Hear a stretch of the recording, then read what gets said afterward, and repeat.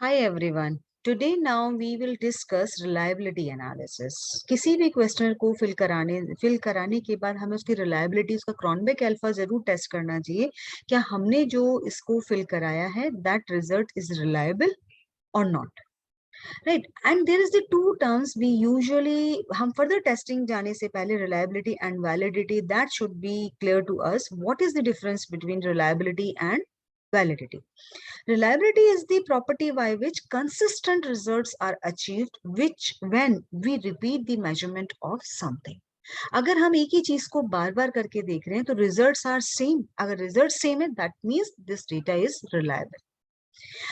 A questionnaire used on similar population that produces similar result can be termed as reliable, right? So consistency of form and manner of asking questions, their wordings, the amount of structure, etc., generally ensure reliability.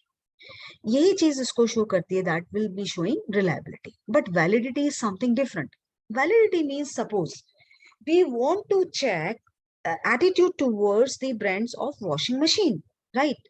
In what terms? In terms of the service or in terms of the product feature.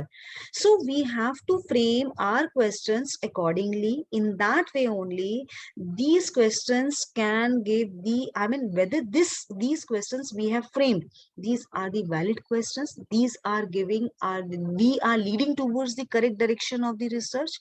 That's the most important, right? Might be possible वो बार बार अगर आपने वो questions आपने, हो सकता है that is not relevant to your washing machine services and product feature, but these are reliable. मतलब आपका रिजल्ट रिलायबल हो सकता है but it is not necessary कि इट कुड बी वैलिड। तो वैलिडिटी के लिए आपको अपने questions, critically question that would be frame according to your research, what do you want to do, right?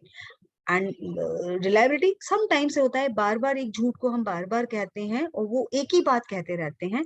तो आप ऐसा सोचिए कि somebody, people are doing, police are doing in interrogation, और इंटेरोगेशन में some culprit is again and again saying, वो truth नहीं कहता, वो अगेन एंड अगेन एक ही बात कहता है, वो गलत होती है, तो वो रिलायबल तो होगा, राइट? अगेन एंड अगेन एक ही बात को आप कह रहे हो क्योंकि again and again we are getting same result, but it's not valid. Why? Because it is not correct, right? अब हम बात करते हैं इसकी एग्जाम्पल की। I have taken one example. An advertising firm was interested in developing a scale of measure the credibility of celebrities in public opinion so that the right celebrities could be chosen for endorsing products. Based on extensive literature, they identified a list of 14 qualities which could be important for establishing the credibility of a celebrity in public opinion. Respondents were asked to rank the credibility of some popular celebrities on a scale of 1 to 5. With respect to those qualities, the data for 56 respondents are given below. Right. Please note that 56 is too small in sample size, but just because of we would like to show you, I mean, ये एक just एक आपको एक concept clear करने की वजह से सिर्फ एक small data ले लिया है, but you have to take a bigger data.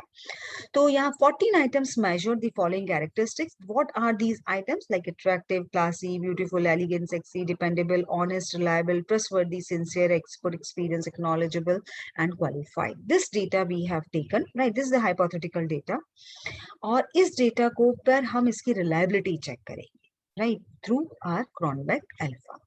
Right, so now I am opening up my SPSS file and sharing with you my SPSS file. Now you could see here all 14 parameters are here. I have defined here, we already know resident ID, respondent's ID is here, right? That is nominal, it is just a number, that is why it is nominal. And all these scales we have taken collected data on 5-point Likert scale. तो आप देखेंगे यहाँ मैंने data को define कर दिया। 1 means strongly agree, 2 means disagree, 3 means neutral, 4 means agree, 5 means strongly agree. Okay, and ये result same, मैंने सारे डेटा को मैंने इसी उस पर लिया है 1 2 3 4 5 लिकर्ट स्केल पर, right? All those things, and this data is the ordinal interval scale be because ordinal, because there is the some order, and this is not we have collected this data, right? अब आप देखिए यहाँ पर all these columns are reflected here, 1 2 3 4 5 6 7 8 9 10 11 12 13 14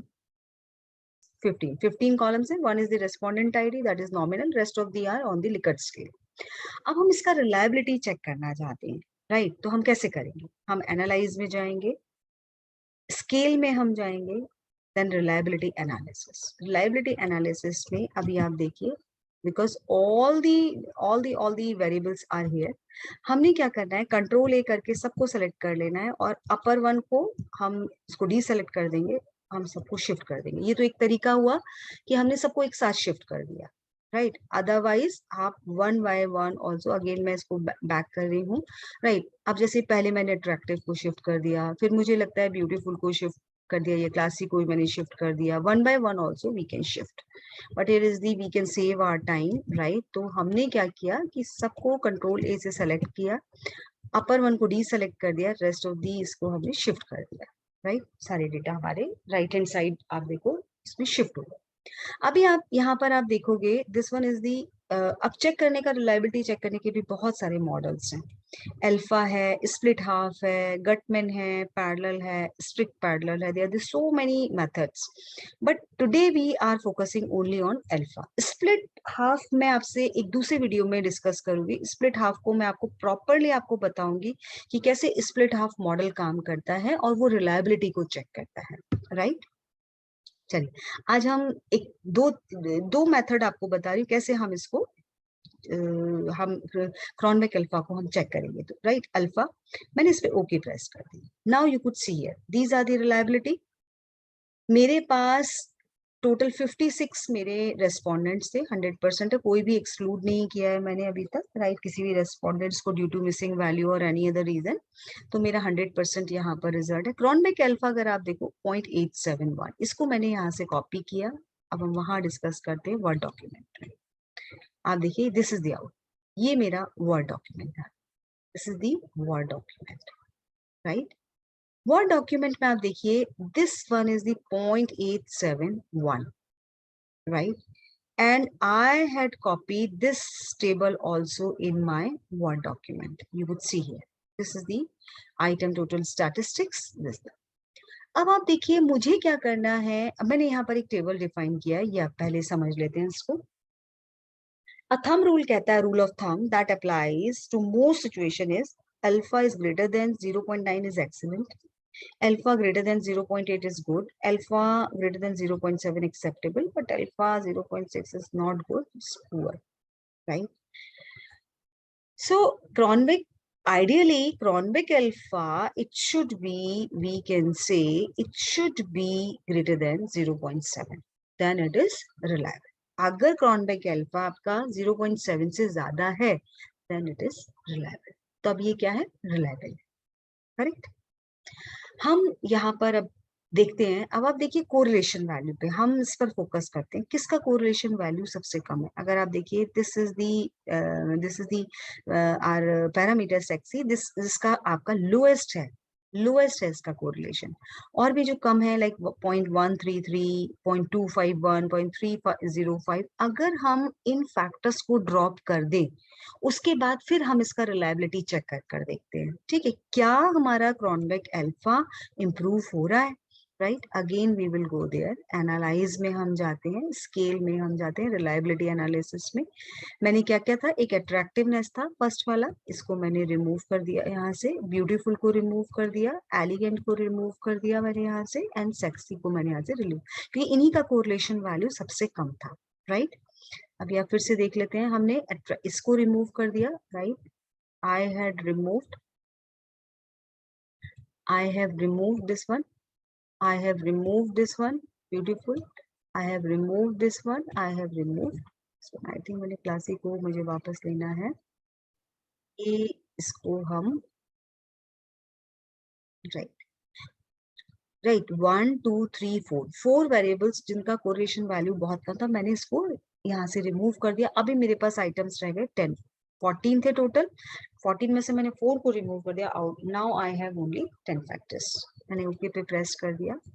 now you could see here, अब आप देखिए इसका Cronbach alpha 0.909, right? It is improved, इसी तरीके से आप अपने डेटा में कुछ फैक्टर्स को ड्रॉप करके, कुछ को ऐड करके, फिर से अगेन ऐड करके, ड्रॉप करके आप ये चेक कर सकते हो कि कहाँ पर आपका बेस्ट क्रोनबेक अल्फा आ रहा है, राइट?